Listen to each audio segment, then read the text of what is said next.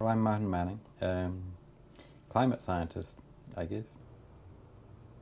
I spent about 30 years working in climate change science, and quite a lot of that time was actually making measurements of carbon dioxide in the atmosphere.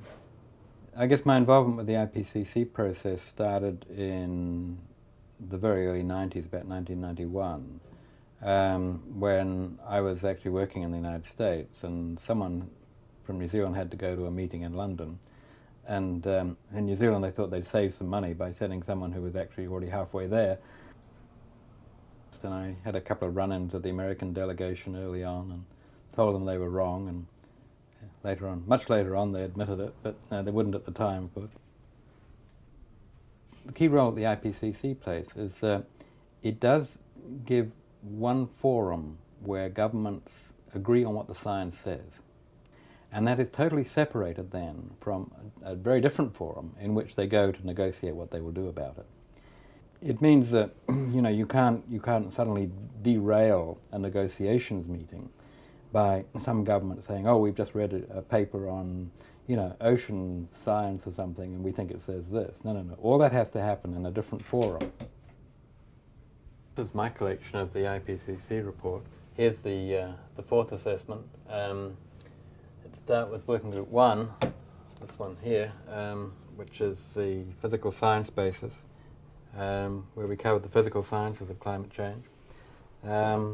Shortly afterwards we produced the Working Group II report on impacts, adaptation and vulnerability, which looks at the effects of climate change on people and society. Then we get the Working Group III report, looks into mitigation, climate change, the technological options, opportunities for renewable energy and the scope for carbon capture and sequestration and such technologies. And last but not least, there's a small synthesis report that summarizes the key findings from each of those three working group reports and puts them together in a nice package that policymakers, both private and public sector, can look at and try and understand.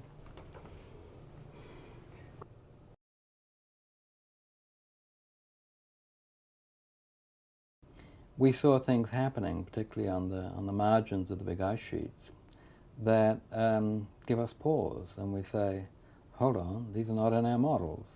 Our models sort of all assume that these big ice sheets are like a block, solid block that's sort of oozing under its own weight, and bits of it are slowly falling off. And if you think about what that means, it means nothing's going to change very rapidly.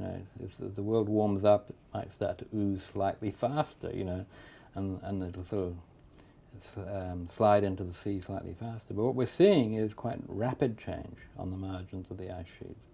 And so this is a phenomenon that is not in the models.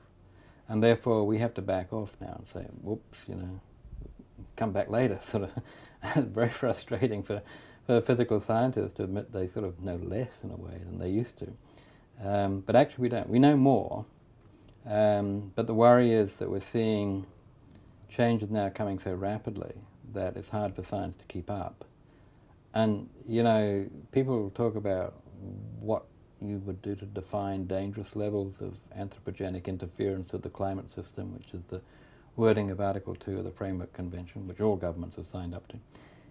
And so what's dangerous, it can be defined in lots of different ways. For me as a scientist, the thing that I think is really dangerous is when science can't keep up. If we start to see change happening that fast, then what are we going to do?